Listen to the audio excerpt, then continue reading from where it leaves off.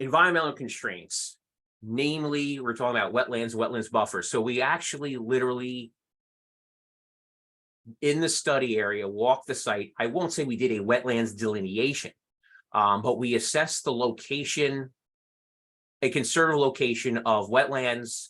We assigned likely buffers to the wetlands to then refine that study area to look at, all right, what areas can we look at that will have the least impact to those wetlands, knowing full well that with wetlands comes habitat, and there'll be a number of entities, not just one or two, that will want to constrain where we put this trail. And you can imagine that a trail of this length is going to have some environmental impact. So we are absolutely going to need to show, once this proceeds to a permitting level, which we're not at yet, that the bare minimum impact is being assessed with this trail routing. So, as you know, we just go back one time. So this trail generally, the study area generally parallels Cedar Swamp Creek. So, and all its tributaries and all of the vernal pools and habitats and wetlands that are associated with that. So I think you'll see in upcoming slides how I think we did a reasonably good job at staying away from a lot of those sensitive areas, but still expose the public to some of the beauty of those natural areas. We can proceed now.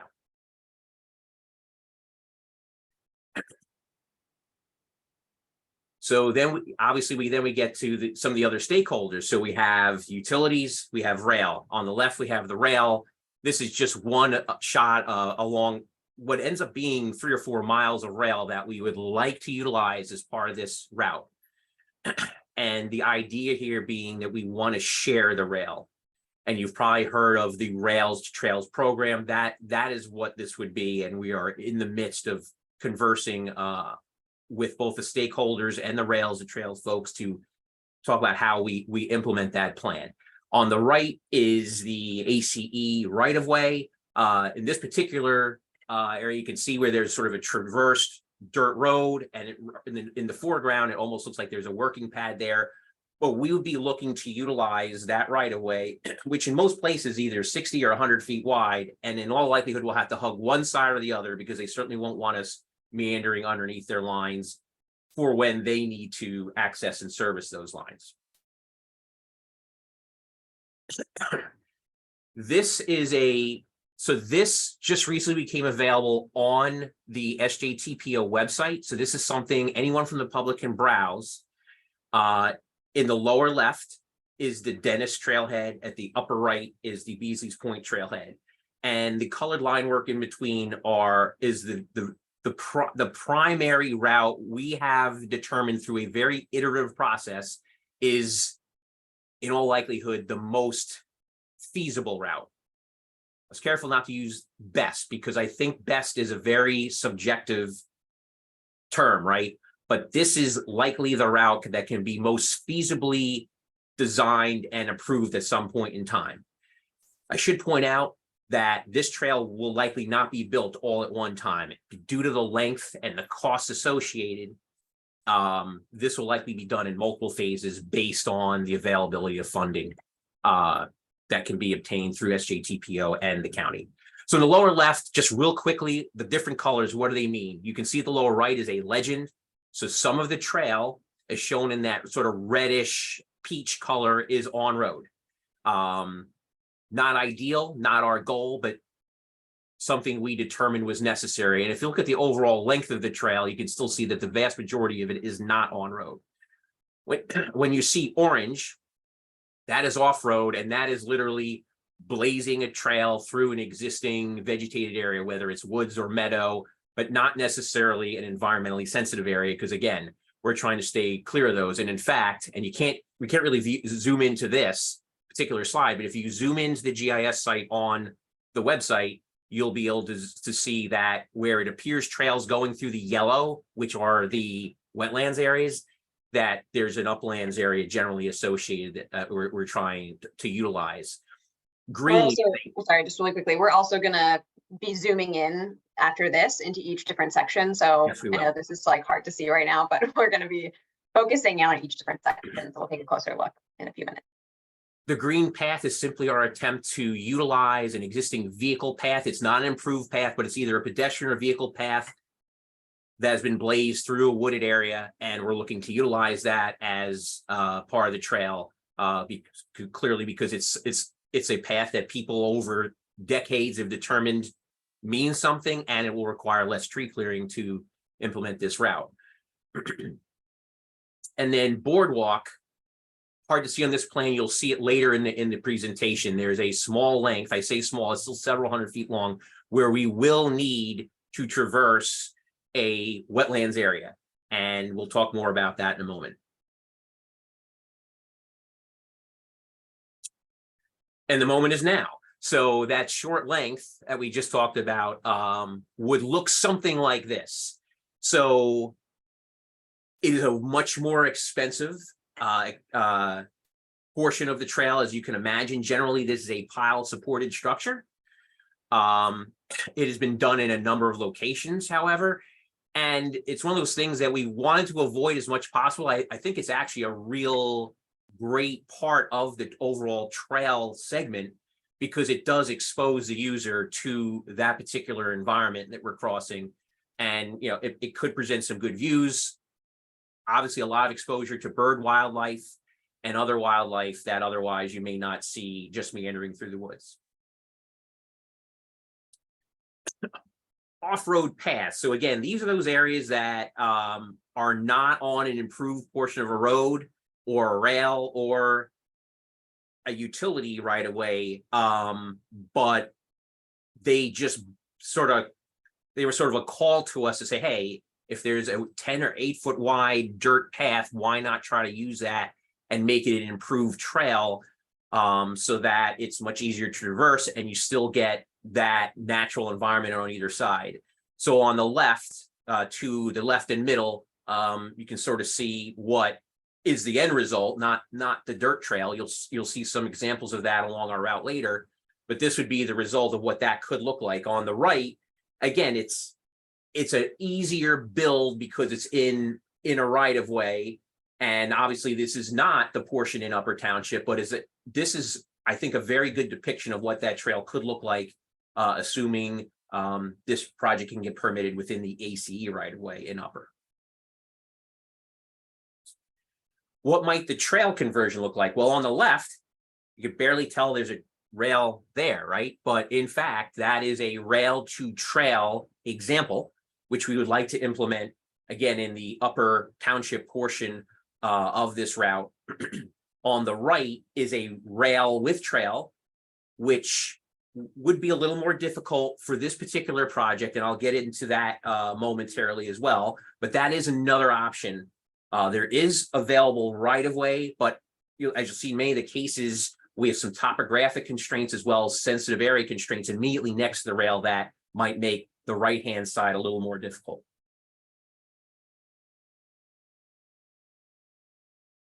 And then we have on-road. So on-road could mean a number of different options. So I think the option we least want to implement is the upper left, which is a shared bicycle lane with a travel lane.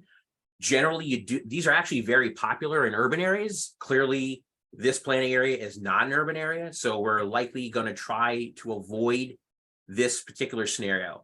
Just below that scenario is a dedicated bike lane separate from the travel lane, the vehicle travel lane, which could be necessary to implement this plan. And then in the middle, similar to the lower left, however, now we get a protected or a barrier separated lane, although it is the same part of the same paved cartway as the vehicle travel lane. And then on the right is the one we would most likely want to pursue, which is a fully separated bike and pedestrian lane from the travel lane for obvious reasons. Now, that of course is incumbent upon the availability of right-of-way or our ability to gain rights to land through a land acquisition process, which is timely and costly. So in all likelihood, if there's available right of way and there aren't utilities in the way and dozens of driveways, this would be something we would most likely want to implement as part of the overall package.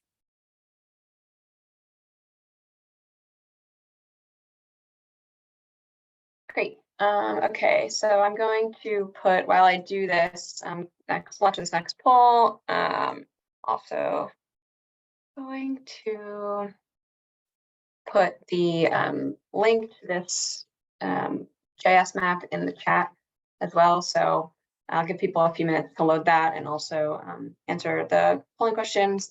Having the GIS map up might be useful for the next section, though we will be zooming in kind of on the slides as much as possible. It might be helpful if you have it available to pull up yourself too, that you can zoom around and see yourself.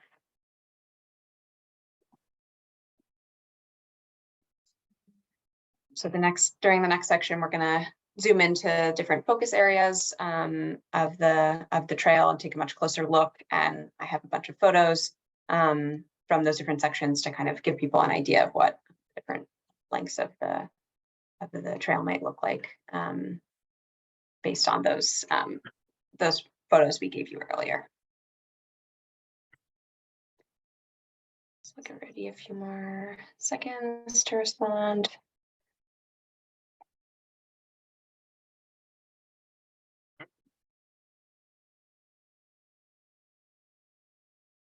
Okay. All right. So generally people much prefer the off-road or fully separated, which makes a lot of sense. And looks like everybody preferred the longer route with more off-road segments. So this is definitely something that we're considering when we're trying to make this alignment. And we definitely want to have as many off-road or fully protected sections as possible. Okay. All right, Chad, back to you. All right, so this is the segue into the next several slides, which just sort of isolates the different areas. So the first area we're going to look at is the area mostly within Dennis Township. Approximately 20% of the length of the trail would lie within the municipality of Dennis. So we definitely want to focus on that. This is at the very beginning at the trailhead. So the photo is of the existing trailhead as it crosses the road, and then we would be continuing that on road for a distance on Woodbine Boulevard. And then this next focus area actually gets us to one of the paths. So I wanted to sort of show you illustratively what I was talking about just a little bit earlier with the utilization of these trails. You can see this just sort of beckons us to want to use this. These paths tend to be a little higher in elevation and less likely to be environmentally constrained. In this particular segment, we didn't have a whole lot of wetlands adjacent to the desired path. But again, this seems very viable. It would require a minimum amount of vegetation clearing to do, and then it would leave a lot of nice natural environment for the user to be able to experience.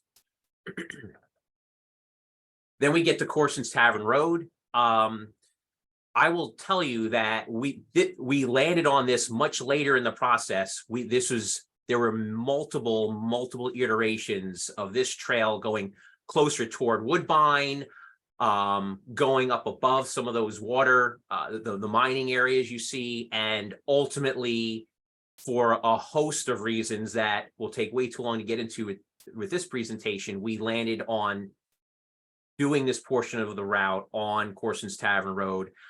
With the good news being it's a little bit of a wider right of way and cartway than some of the other roads. And so on what we want to try to do again is at least do the separate bike lane. And then if we can do the protected bike lane or a separate bike lane if possible. As you can see, there's utilities along the one side, which of course is the side we'd like to be on, to keep the trail from having to cross the road in two locations. Then, so I didn't explain earlier, but this is the best slide to do it. So you'll see we have two sort of parallel routes here. The solid route, I'll call the primary route, simply because it's the one we've had on the plan for the longest. The dashed route is an alternate route. Only one of them would be constructed. And I should point out that the alternate route may be the better route, may be the more viable route. So one shouldn't think that we're erring on the side of the solid one. That's still yet to be determined. And part of this presentation is to get your input on maybe which route should be followed. This is another path, a little more narrow, but again, something that seemed really good to try to utilize. As one proceeds a little farther to the north, it actually comes along one side of a water feature. And so again, there may be some folks that don't want to see that, but that is one of the things we looked at to develop this alternate. It does require a little more length on the road, but it also requires less traversing through the campground. So pros and cons to both. Then we proceed to, this is a portion on Peach Orchard Road. You can see a portion of this orange length is actually paved, although very narrow, very low traffic volume. So we didn't feel that this was a terrible place to put a trail. It almost looks like a trail by itself. So we still certainly want to maintain the cartway width for vehicles. But there seems to be opportunity here to have an adjacent trail that would not be subject to a whole lot of safety concerns because of the low traffic activity here. Now we get to that little purple portion, and you can see on the right on the aerial where the red circle is. Just next to that is the length that would be a boardwalk. So when you saw the photos of the boardwalk early in the presentation, this is what it would be traversing. It doesn't look like a whole lot, but this is a highly sensitive portion of the trail with potential habitat that by virtue of doing the boardwalk would require a lot less impact if we just drive piles and bridge across the top of it versus try to fill and plow through it. So thus the need for the boardwalk. But again, something that we think could actually be a very positive minor destination along this route. We continue in the Atlantic City Electric right-of-way. And again, I think we saw this photo a little earlier, but there's a very viable route along an already traverse route along the what I believe is the north side of the right-of-way that we'd like to utilize. And again, with buy-in, obviously, from the utility. So now we're proceeding. Now we're focus area 3. You may not remember where that was. So now we're sort of in the middle of the overall path. And as we egress or leave the ACE right of way, we hang a left on Tyler Road. Again, so here's certainly more travel than Peach Orchard, less travel than a number of the other roads. Fairly narrow cartway with woods on either side. So we, again, would want to asset right-of-way availability to try to do something on road, but not sharing the lane. Sharing the lane here could be an option due to the average daily traffic, but obviously we're going to try to steer clear of that. Then we finally, up at probably the most westerly portion, we hang a right from the from Tom Mill Road onto the rail.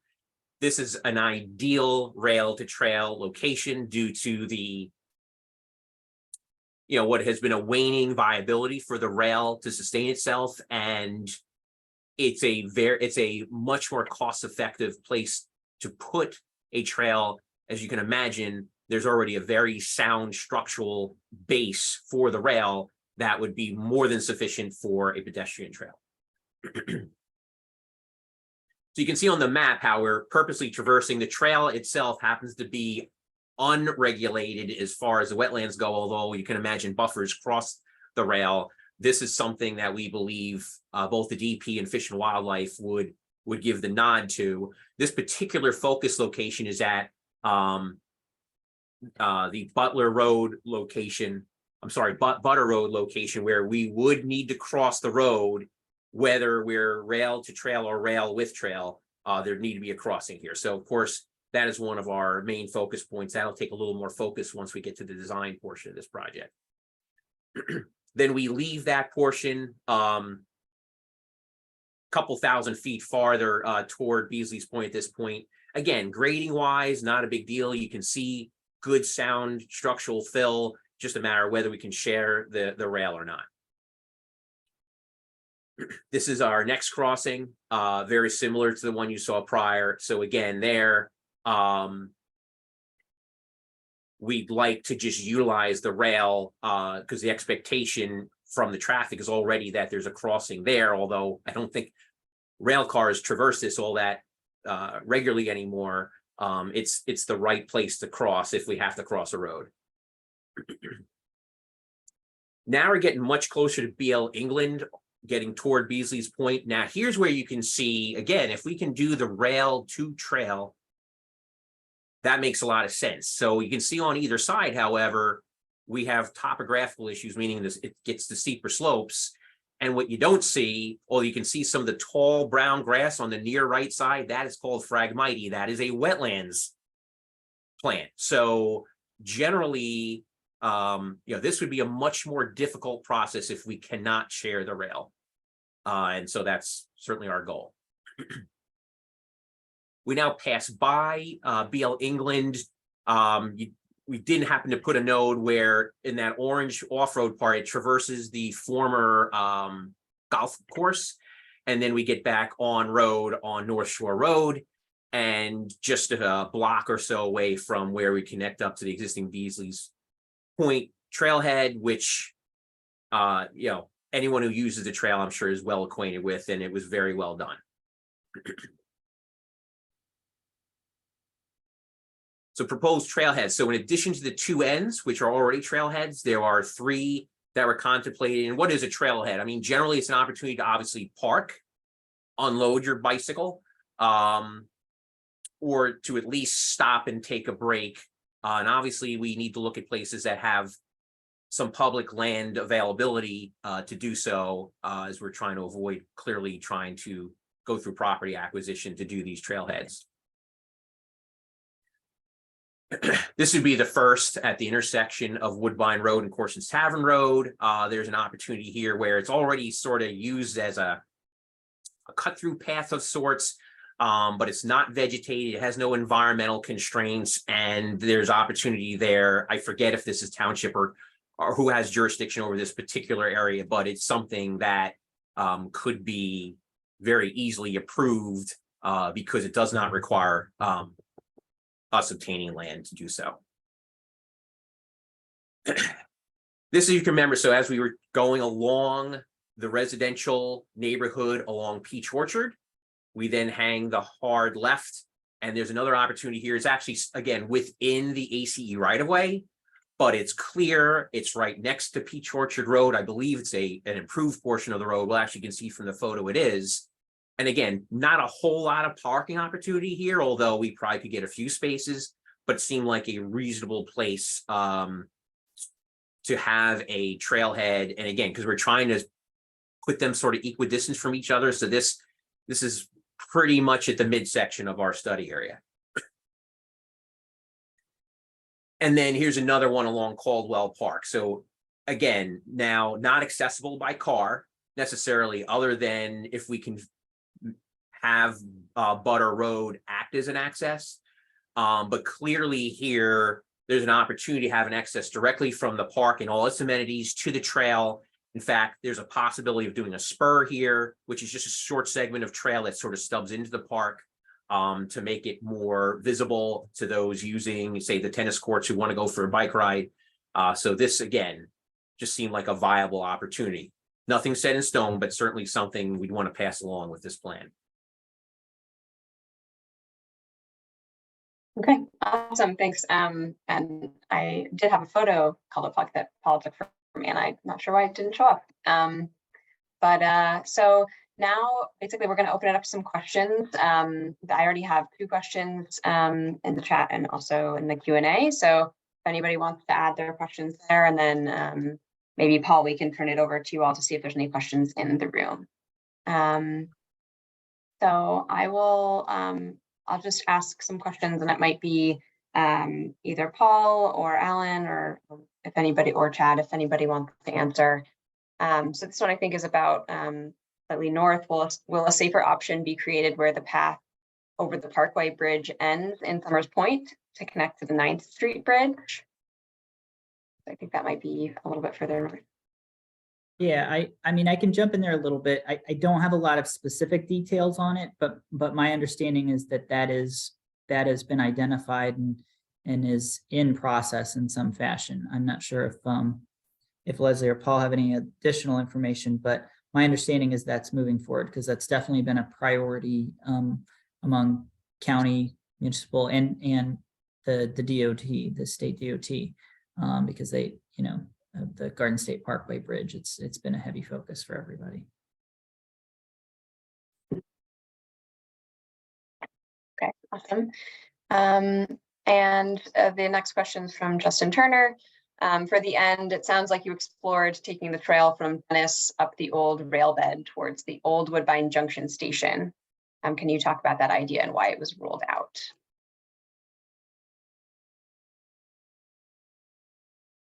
So the old Woodbine Junction station.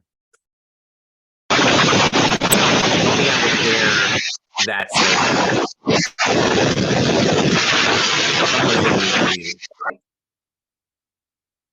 Okay. Thank you. Claire, could you repeat the question, please? Yes. Yeah. For the end, it sounds like you explored taking the trail from Dennis up the old rail bed towards Old Woodbine Junction. Yes. Can you talk about that that idea and why it was ruled out? And Justin, if you want to unmute yourself and explain further, you're welcome to do that. If I could jump in real quick before you start, Yeah. Chad, just to start off. I'm not sure if this is exactly the question or not, but the focus of this project is to go north to Beesley's Park. So this study didn't explicitly address connecting directly to Woodbine per se. You know, there could always be opportunities in the future, you know, to look at making those connections, you know, at the pleasure of the township and the county. So I'm not sure. You've answered my question perfectly. That's just what I was wondering, was that I know you had mentioned originally that it wasn't really explored to go too much up towards Woodbine for the purposes of the study, and that was just what I was wondering. Okay, very good, great. Barbara Leary is wondering about, just if you can give an idea of the timeline, how long years for completion through to Upper Township, or through Upper. So, I mean, the one thing I'll just say to kick that one off is contingent upon funding. You know, as Chad had sort of pointed out at the beginning, this will be something that would most likely have to be constructed in phases, largely due to funding. So, you know, essentially, how long will it take to identify funding to do it? You know, there are various grant programs out there, and we can certainly work with the county and the townships, you know, with those. You know, we can always also explore other conversations with the state. You know, I know there's a lot of interest at the state in, you know, these larger scale trail projects. So, you know, there might always be other opportunities. You know, anybody else is certainly happy to jump in if they have anything more to add, but I think funding is going to be the key. Hey, Claire? Yeah. This is Paul from Upper Township. So I just want to let all the Upper Township residents know the link for the GIS map is online, but if you have a little trouble looking at it, feel free to stop in my office, give me a call, and I'll talk you through if you're concerned, you know, along the route, how close it may be to your property or something like that. Feel free to stop in and I kind of give you a little more explanation of where it is in relationship to your property. But I think there's maybe a couple people here that have some questions, so I'll have them just kind of give a shout out. Awesome. I'm just going to repeat what you said really quickly, just for anybody else. So that was Paul Diedrich from Upper Township, the engineer, and he was just saying if anybody from Upper wants to come talk to him about the alignment, then he's open to talking to anybody about that. Just if anybody couldn't hear as well on the Zoom. Okay, yeah, Paul, if there's any questions in the room, if you want to take them and maybe just repeat them for me. Yeah, I have a piece of property that ultimately affects. I'm not in favor of it, I'm in the middle of my property. So what would be the, situation to get, or reason to get it out of the way, I guess?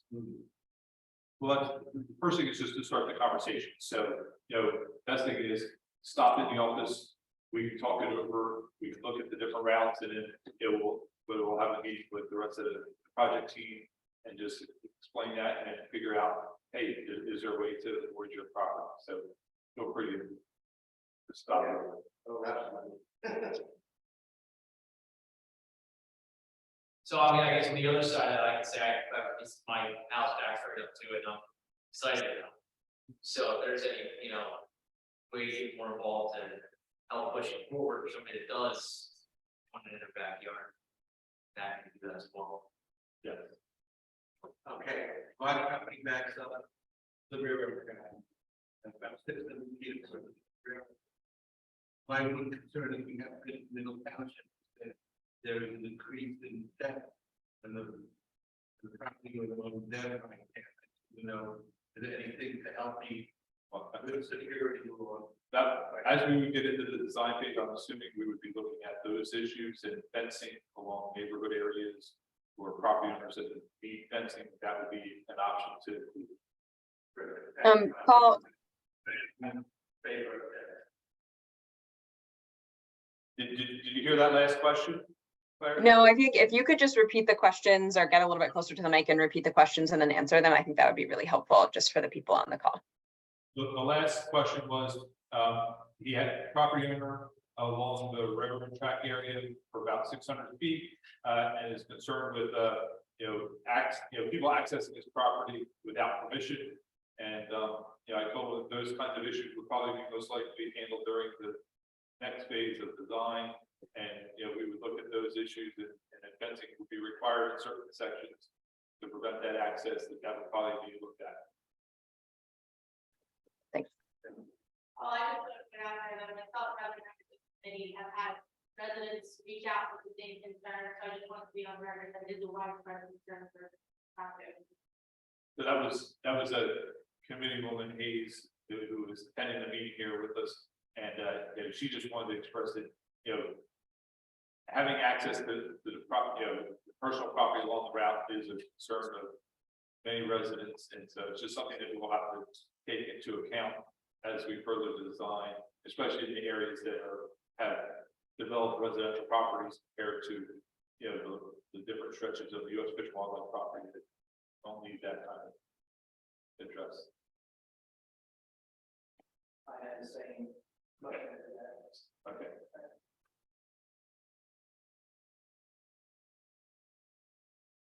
If that's all the questions we have here, Claire. Okay, great. Are there any other questions that anybody has in the Zoom?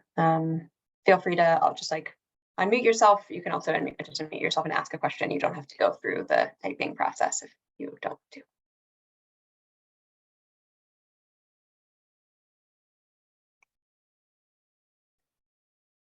Okay, seems like no more questions. If anybody has one, feel free to chime in. So just for kind of next steps, we will be kind of welcoming ongoing comment at the SJTPO's website, and we'll be posting these slides there.